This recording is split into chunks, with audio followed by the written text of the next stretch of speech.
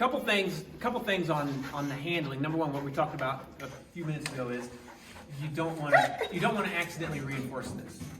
And talking to her, touching her, petting her, trying to comfort her is going to keep this going. Okay. It feels like it's doing something because she stops when you do that, but it'll just like pile on.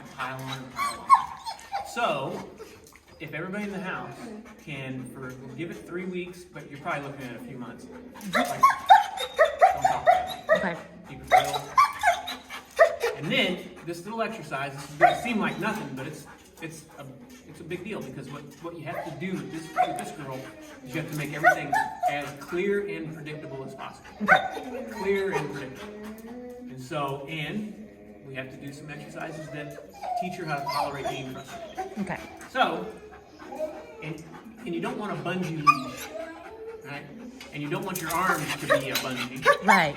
And the way you hold the leash, you have to hold over that a little bit too. Okay. Every time she leans into the leash, if your bungee goes, Right. it reinforces getting into the leash. Okay. If your arm moves, your feet move, she just keeps that. Okay. Okay. Kind of like a horse, you know. You put halter on a horse, tie him to a post, and they Yes. learn to move towards the pressure, not away. Same concept. Okay. So this is going to be a struggle. She's not going to want me to do this. I'm going to walk up to this chair. You made me move this line. Walk up to your chair, any chair. And she's going to be on your right side. Okay. Okay. Going to guide this leash down. I'm going to put my right foot right there on the leash. Okay. So I got control of the dog's head. And you're going to take the leash. And we're going to cross the seat just like that. Okay. And then I'm going to reach down here and grab hold of this with my left hand Okay. as I pivot and then sit. Okay. So you're sitting, actually, is it on your backside? I'm sitting Okay. on the leash. Okay. And then I'm going to take some slack out of this. I'm going to give her barely enough to lay down. Okay.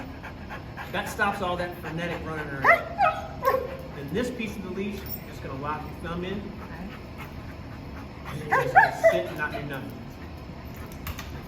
And you're going to start this exercise at home first. Okay. Because every time any exercise that you do, when you have a bunch of little foundation exercises that allow us to generalize the training down the road, this is one of them. Okay. So you do this exercise at home, and you sit on this dog's leash, and you wait until she lays down. Okay. And it's going to take a while. Kylie's dog took 7 hours. Oh yeah, I literally sat in that chair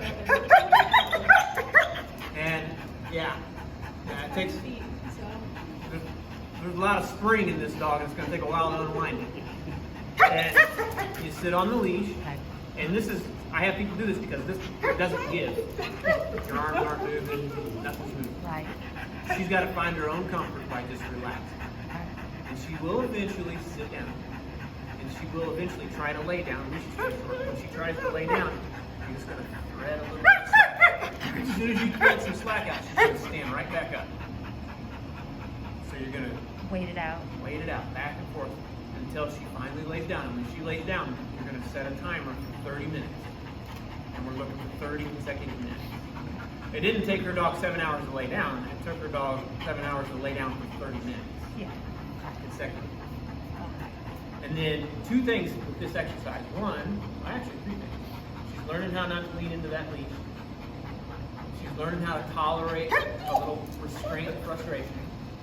And you're creating a picture that we can use to take out into different environments.